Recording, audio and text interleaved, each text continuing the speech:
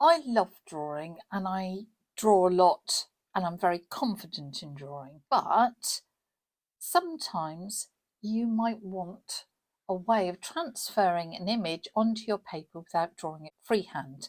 And though I would totally encourage you to draw as much as possible and to really refine your drawing skills, there are times when maybe you've done a design and you don't want to scuff up your good paper and so forth, and you need to transfer.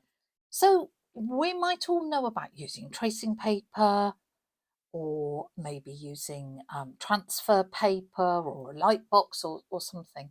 But something you might not have come across is transfer spray. So basically, transfer spray, and there are lots of different brands, but by spraying it on the back of the image you want to transfer, it effectively acts like carbon paper.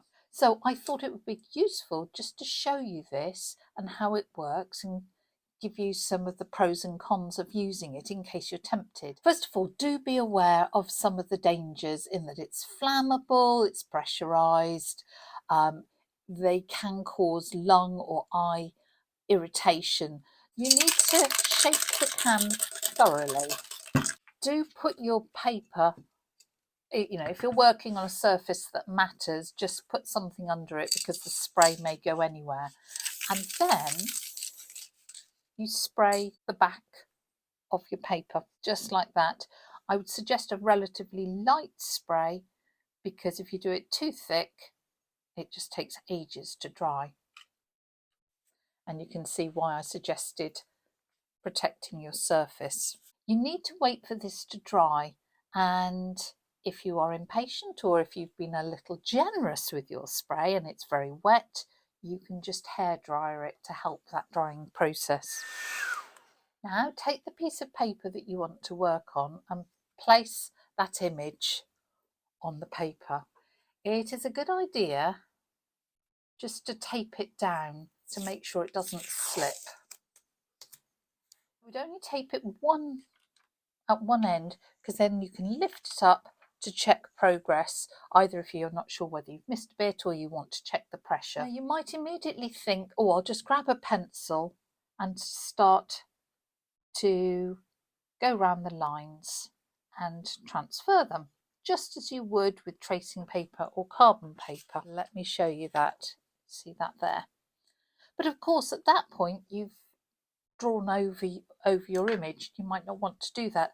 So a couple of things that I would suggest trying instead, something like a biro that's run out, a ballpoint pen that's run out. It isn't sharp enough that it's going to damage the paper, but it won't particularly mark your image. We can flip that up and check the transfer there. Another alternative, I'm very keen on glass dip pens. They are absolutely gorgeous and I've got a film all about them, but a use for them is as a stylus. So you could easily just trace round the image like this, just with that as a stylus. Again, not pressing so hard that you really dent the paper, but just enough so that you get the image coming through. The pressure you want is enough to make the transfer, but you don't want it to be so hard that you're pressing so hard that you end up denting your paper, or that you get really dark lines coming through. And the reason for that we'll see in a moment. This sort of method could be very good if you're doing a portrait because it can be very hard to get a likeness. Now, if you were doing that, even a millimetres of difference makes a big difference to whether the portrait looks or the painting looks like the person or not.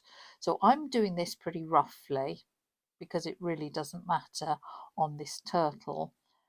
But if you were doing something that accuracy is important, do take your time. Yep, everything's there. Once you're happy with the transfer, gently remove the tape. By any chance the tape sticks too much to your paper, just warm it up with a hairdryer and it'll come off easy enough. And there we have our transfer. Now, there are a couple things that you might want to check. Can you erase this? Well, that seems to erase okay. That was a light line. Let's choose one of the darker lines.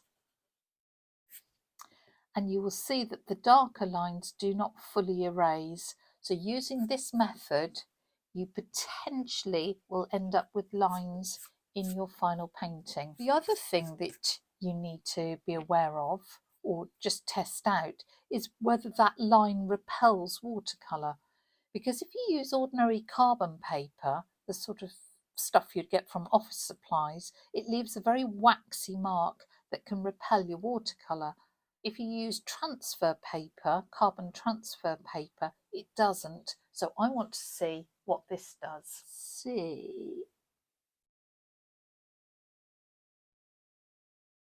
what happens. But it seems to go over the lines without a problem. So now with that in place, you can just carry on painting as you would ordinarily. You can interpret your lines or really aim to stay within them. That's your own personal style. Then, I don't know, you might put some little splatters to be like bubbles in the water. So having painted this, I note that there's one line that I did not follow here.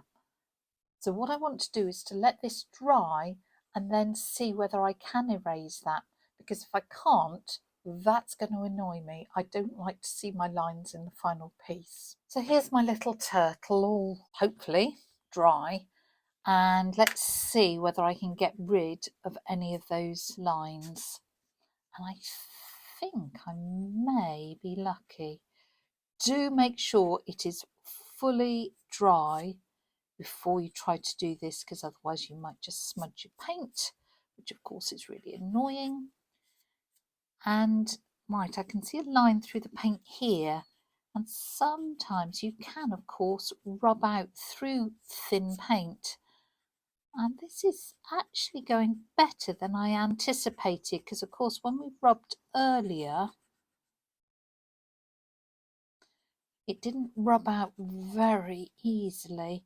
It seems to be okay, and we're getting rid of most of the lines, certainly to the extent that they wouldn't upset me anymore. Well, I'm pretty pleasantly surprised at how much of those lines I managed to get rid of. Again, if this was a proper painting, I might be doing this a lot more carefully, but I've just done this roughly so that we could see for this experiment. So if you're not that confident in your drawing skills, or you've drawn something out on a piece of paper and it's been really hard to get it perfect, and now you just want to transfer it to your watercolour paper, transfer spray is really worth considering. And we've seen that it doesn't repel the watercolour, and we have been able to erase it as long as we've been pretty gentle with those lines. I would still urge you to keep practicing your drawing, because drawing is like a muscle. The more you use it, the stronger it gets, and if you don't use it for a while, you get really rusty.